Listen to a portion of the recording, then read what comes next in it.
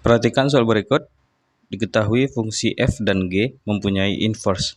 Jika f dalam kurung gx sama dengan 3x kurang 2 dan g 6x kurang 4 sama dengan 2x tambah 1, maka nilai dari f inverse 4 dikali g inverse 3 sama dengan.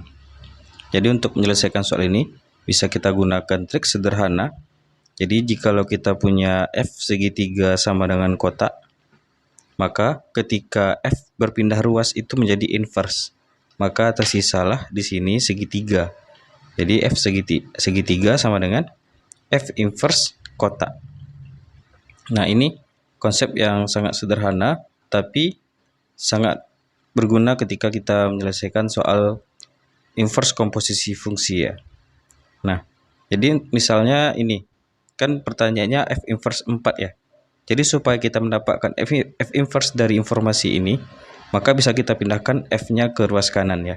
Jadi dari pernyataan yang pertama ini, berarti ketika kita memindahkan f-nya ke ruas kanan, itu menjadi f inverse. Jadi kalau kita bayangkan f segitiga, berarti ini sebagai segitiganya, dan yang di ruas kanan ini sebagai kotaknya ya. Jadi ketika kita memindahkan, tersisalah segitiga, yaitu gx. Jadi gx sama dengan f inverse 3x kurang 2. Nah, jadi langkah kita selanjutnya menyesuaikan dengan pertanyaan. F inverse 4.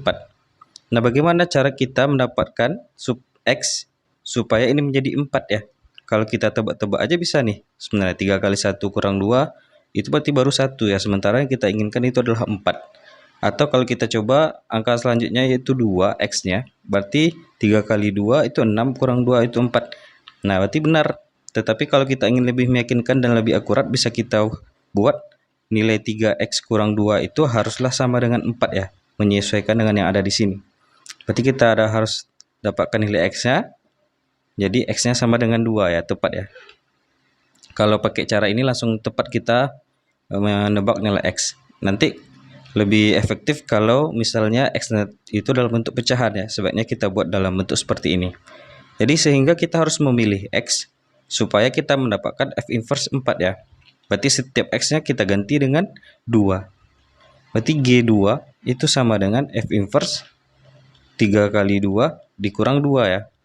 Jadi G2 itu sama dengan f inverse, berarti di sini 6 kurang 2 ya, berarti 4 jadinya.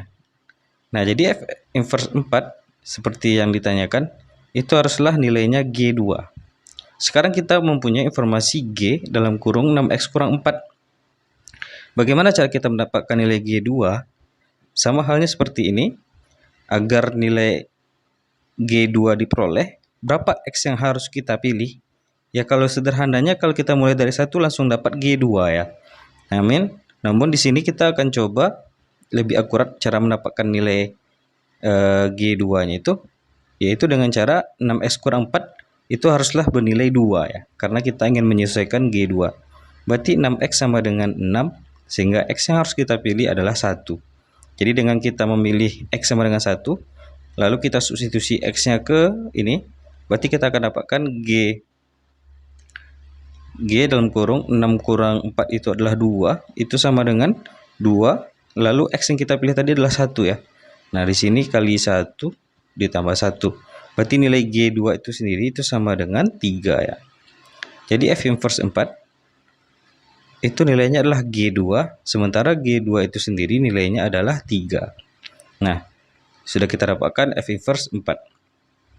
Lalu di sini kita punya G inverse 3 ya. Nah, G inverse supaya ini berubah menjadi G inverse berarti harus berpindah ruas ke kanan. Berarti kalau kita pindahkan dari pernyataan kedua ini, tersisalah di sini 6x dikurang 4, berarti ini sebagai segitiganya itu sama dengan G inverse dalam kurung 2x tambah 1. Nah, jadi kita menginginkan G inverse 3. Nilai x berapa yang harus kita pilih supaya menjadi G inverse 3? Ya kalau secara sederhananya ya 1 ya. Coba 2 kali 1 tambah 1. Berarti setiap x-nya kita harus ganti menjadi 1 ya. Berarti 6 kali 1 dikurang 4 sama dengan G inverse 3 jadi. Karena 2 kali 1 tambah 1. Sehingga kita dapatkan nilai G inverse 3 itu nilainya adalah 6 kurang 4, itu adalah 2. Sehingga kalau kita cari F inverse 4 dikali G inverse 3, F inverse 4 itu nilainya adalah 3 dan G inverse 3 itu adalah 2. Kalau kita kalikan, ya 3 kali 2 itu sama dengan 6. 6 ada di option yang B.